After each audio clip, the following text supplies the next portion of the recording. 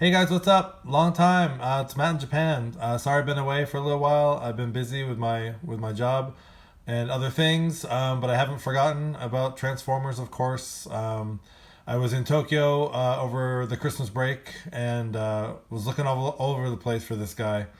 And I was in a store in Akihabara and kind of found him randomly. Just happened to look down and he was staring at me. So I grabbed him and never looked back. So today, yes, we're looking at Transformers Siege War for Cybertron Spinister. Now, I believe he is the last of the deluxes to be released. And I have to say, I'm very impressed by him and probably one of the best, at least Decepticons of the deluxes in this line, in my opinion. So I don't have the packaging. I don't. You guys have seen the packaging, I'm sure, a million times. But anyways, I thought I'd get up close and personal with him, and take a look at Spinister. So here we go. First of all, let's take a look at that head sculpt. Unfortunately, I don't have the G1 Spinister. I wish I did, but it is a very very nice representation of the G1 figure. You get the yellow painted eyes. You get the sort of light blue, sort of aqua blue mask, and just in general, really nice face sculpt.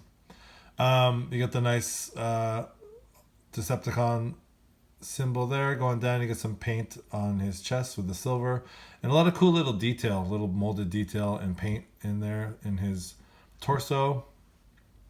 And of course, you do have the standard siege weathering, or whatever you want to call it, on his forearms and on his upper thighs. Just going down the figure, you got the sort of double cockpit for the legs, and it's really cool the way they did that. The engineering, it's a little tricky as far as transformation, but it works. It really works. Going around the back, and of course you have all the siege ports here for weapons and accessories and all that. Not much on the back. Transformation is very clean. Not much of a backpack. One thing that is cool that they did with the rotor here is there is a little kind of stopping point here for the rotor, so it doesn't move. A lot of figures they kind of flop around or they don't really stay in place, but this is really solid. So yeah, this is a really cool figure. I think one of the things that attracted me to it, because of the G1 figure too, but just the colors. You have that sort of hot pink here, and the sort of darker purple, and the blue, and the gray. And actually, the weathering on this doesn't bother me so much. But I think just in general, just aesthetically, set him down there for a sec. For me.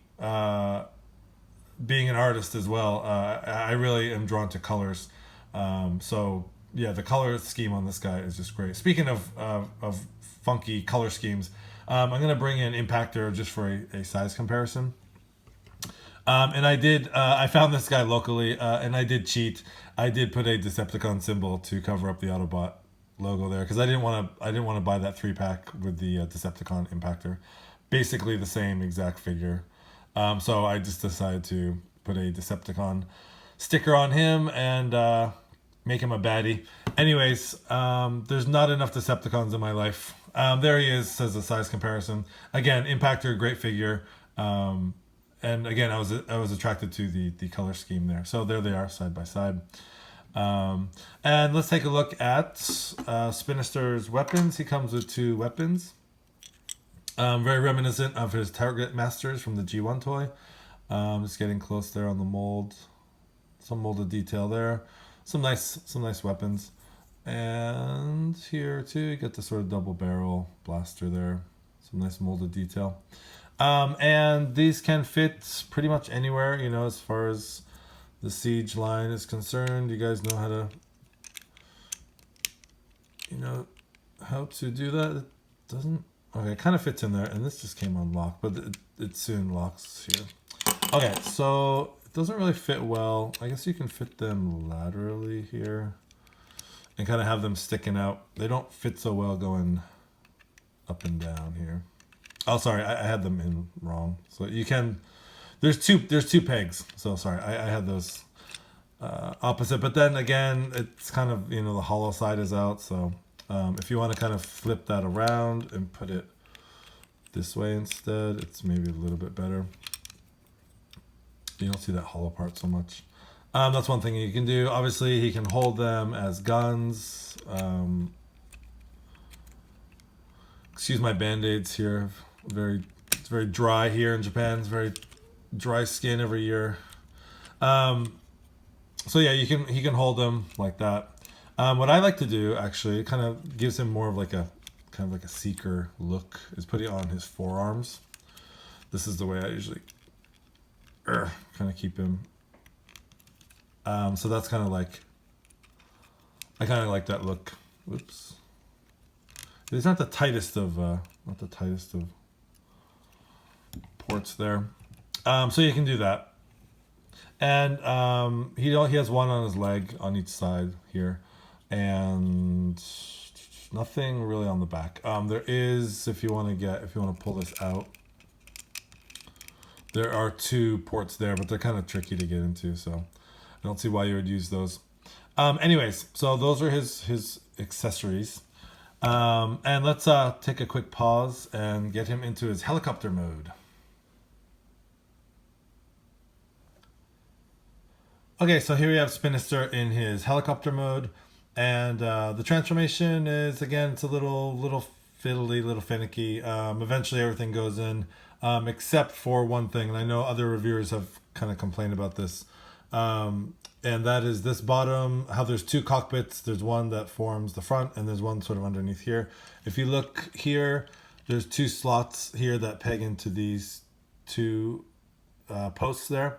And it's supposed to, if I squeeze it, if you look really closely right here, it's supposed to fit in there. But as soon as you release it, yeah, it doesn't stay. It's a little bit annoying. It should fit in there a little more snugly. I don't think I did anything wrong. You know, I followed the instructions, all that. I've transformed him a few times now. But yeah, that's the only beef I have is kind of that. Other than that, pretty cool looking helicopter mode. And one other thing, kind of, I just don't like the fact that he has kind of visible hand syndrome here. I kind of wish they had done something, maybe folded it over or something, integrated that, or actually you can the wrists do pivot. So I guess you can have them. Actually, you're supposed to put them this way, yeah, so you don't really see, yeah. Anyways, that's kind of another little beef I have. Anyways, you know, the rotor spins really well, and the back rotor spins. Just coming in close, you do have landing gear here, and not much to see. It is kind of cool how they did the, you know, the feet and everything. Yeah, like I said, the transformation is pretty neat. Yeah, not much in helicopter mode. You get the nice big Decepticon symbol there. And yeah, the guns, if you look under here, again, you get the same ports that are on the arms. But on the bottom of the feet, you have these, and these will just plug in like that. And again, very reminiscent of the G1 toy, how they fit under there. And so you can have him all armored up, not armored up, gunned up, powered up, whatever you want to call it. Yeah, so yeah, the helicopter mode is cool. And again, those little pegs, the little ports that were on his back are right there too. So I don't know, not quite sure why they're there. I mean, especially in this mode, you can't. Oh god, those are tight. Wow. Okay, this just came undone here. Again, I'm not sure what purpose these serve. I mean, if you can't even really put them in here because it's going to hinder the blade there. Yeah. Anyways, it must be for robot mode, maybe. I'm not sure.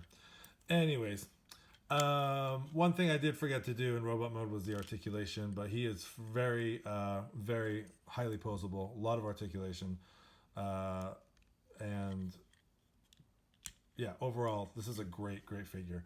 I much prefer him in his robot mode than his vehicle mode. The vehicle mode isn't bad, but yeah, his robot mode is just it's perfect in my opinion.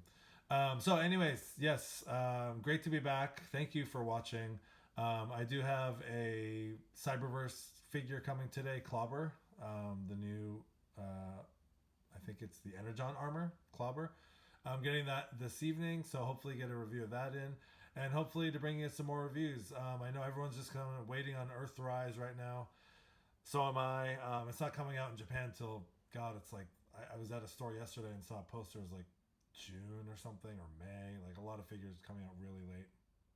I know they'll come out in the States sooner than that, so can't wait to get my hands on like Wheeljack, Grapple, um, and some other. Hopefully, they reveal some more Decepticons in the line. But anyways, yeah. Until Earthrise.